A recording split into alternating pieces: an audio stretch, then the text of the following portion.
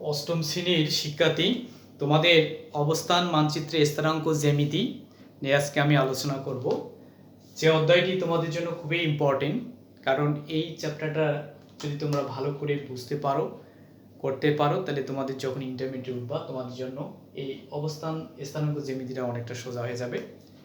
আজকে তোমাদের অবস্থান ভেক্টরের যে বেসিক ফরম্যাট, যে বেসিক জিনিস, যে বেসিক সূত্রগুলো তোমাদের লাগবে সেগুলো নিয়ে আমি আজকে আলোচনা করব।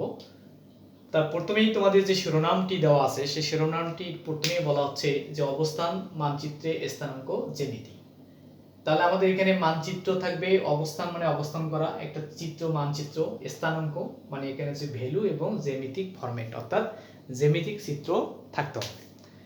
তাহলে এখানে প্রথমেই আমাদের যেটাকে জানতে হবে সেটা হচ্ছে কার্টেসীয় আয়তাকার কার্টেসীয় স্থানাঙ্ক।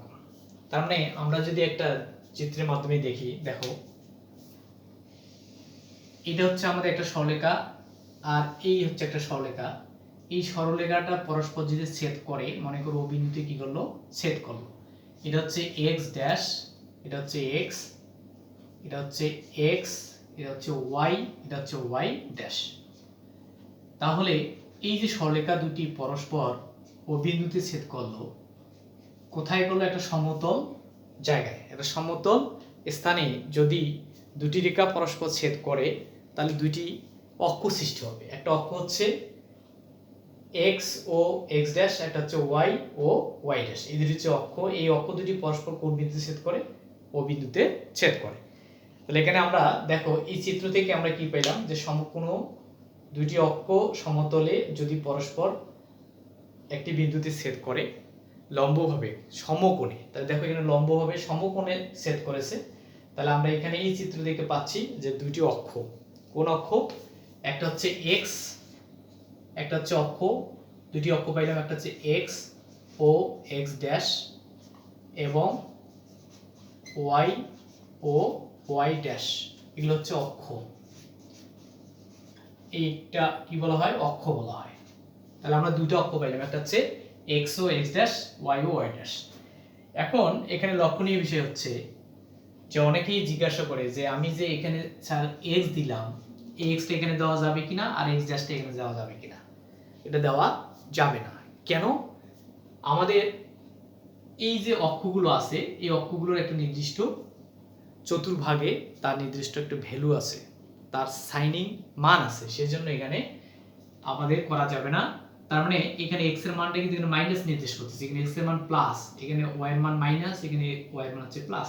তাহলে এটা প্রথম চতুর্ভাগ, এটা দ্বিতীয় চতুর্ভাগ, তৃতীয় চতুর্ভাগ, চতুর্থ চতুর্ভাগ। তো এই চতুর্ভাগ নিয়ে আমরা নেক্সট ক্লাসে আমি আলোচনা করব। আজকে তোমাদের কিছু বেসিক জিনিস এখানে শিখতে হবে। তাহলে আমরা এখানে দুটো অক্ষ পাইলাম।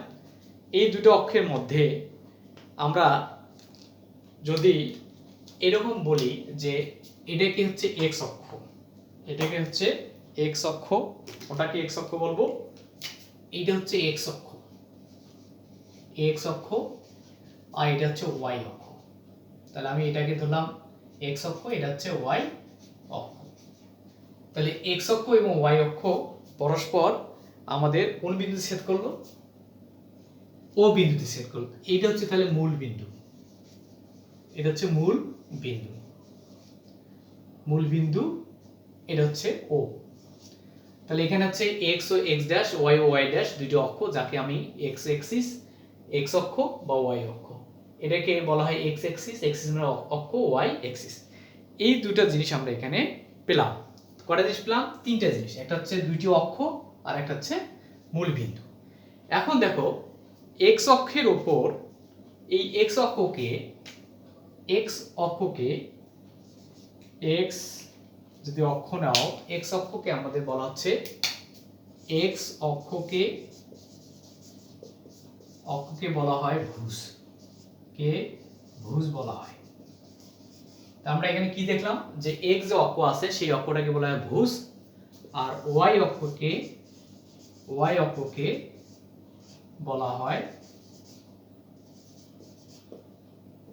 কোটি। কি বলা হয়? কোটি। তার মানে আমরা দেখলাম যে এক্স অক্ষকে বলা হয় ভুজ আর ওয়াই অক্ষকে বলা হয় কোটি। তাহলে এক্স অক্ষ এটা হচ্ছে ভূমি, ভূমি বরাবর, আর এটা হচ্ছে আমাদের লম্ব বরাবর, অর্থাৎ একটা হচ্ছে ভুজ, একটা হচ্ছে কোটি। তাহলে আমরা দুইটা জিনিস পাইলাম, একটা হচ্ছে ভুজ আর কোটি। এখন এই যে মূলবিন্দুর যে স্থানাঙ্ক, দেখো এখন আমরা আসবো স্থানাঙ্ক। তাহলে মূলবিন্দুর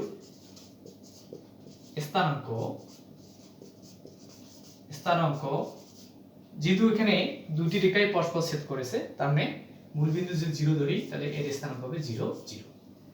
তাহলে আমরা কি শিখলাম, যে অক্ষ শিখলাম, মূলবিন্দুর স্থানাঙ্ক কত সেটা শিখলাম। আর এখানে আমরা দেখব যে এক্স অক্ষের উপরে, দেখো এক্স অক্ষের উপরে ওয়াই কিন্তু এখানে দেখো 0।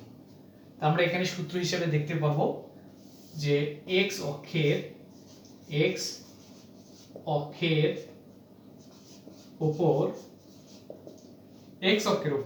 ওয়াই কে কি বলা হয়, ওয়াই কে বলা হচ্ছে কোটি। তাহলে কোটি হচ্ছে এখানে 0। এক্স এর উপর কোটি ওয়াই ইকুয়াল 0। আর ওয়াই অক্ষের উপর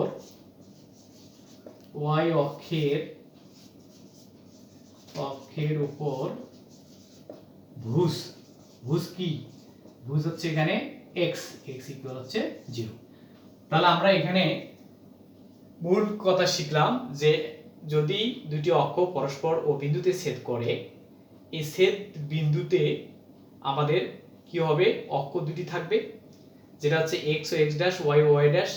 x ও x ড্যাশ কে x অক্ষ, y ও y কে আমরা y অক্ষ বলি। এখানে মূল বিন্দু সেটা হচ্ছে 0। তাহলে এখানে x অক্ষকে ভুজ বলা হয় আর y অক্ষকে বলা হয় কোটি। তো মূল বিন্দুর স্থানাঙ্ক আমরা পাইলাম 0 0। এখন অক্ষের উপর যদি আমরা যাই, তাহলে x অক্ষের উপর যদি আমি নেই তাহলে y হবে কোটি, আর y অক্ষের উপর যদি আমি নেই তাহলে ভুজ হবে কি, x ইকুয়াল 0। তাহলে আশা করি তোমরা বুঝতে পেরেছো যে এই কার্টেসীয় যে স্থানাঙ্ক, এই কার্টেসীয় স্থানাঙ্কের করতে গেলে আমাদের এই জিনিসটা তোমাদের ভালোভাবে বুঝতে হবে। আশা করি তোমরা এটা বুঝতে পেরেছো এবং পরবর্তী ক্লাসের জন্য তোমরা রেডি থাকবা। আমি পরবর্তী নেক্সটের কিছু বেসিক আমি আলোচনা করব। আজকে এই পর্যন্তই। Thank you very much.